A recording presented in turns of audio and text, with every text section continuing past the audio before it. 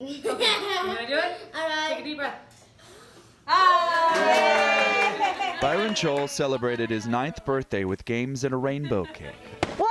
Hold on. But missing from the festivities, his family. Hello.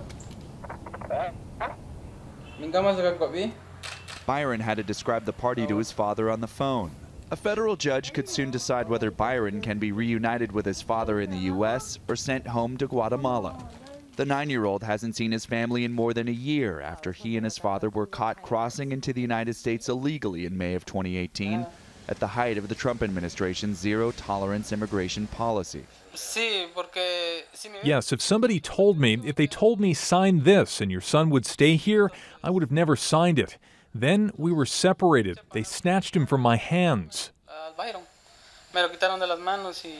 Xol says Border Patrol agents told him if he sought asylum, he'd be separated from his son, who would be given up for adoption.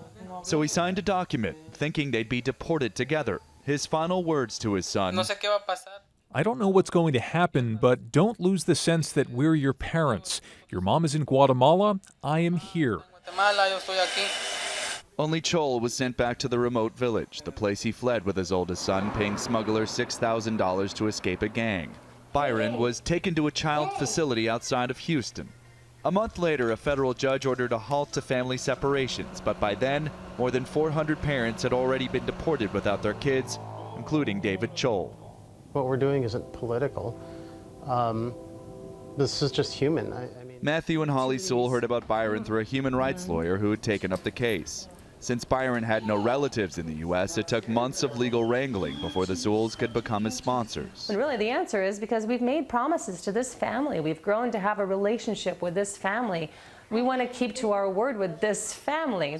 After 11 months in detention, Byron arrived at the Sewells' Central Texas home with a broken leg, along with less visible wounds. I think we've seen some of the coping through his defense mechanisms that have come to play. I mean, there's some definite trauma there. With Post-it notes in Spanish and English, the Sewells are helping Byron piece together what it means to be a kid again.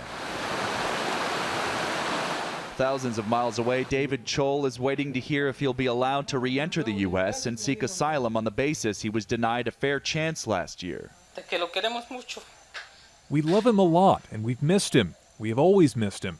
We just love him very much. A message he hopes to deliver soon, in person. John Moan, Associated Press, Buda, Texas.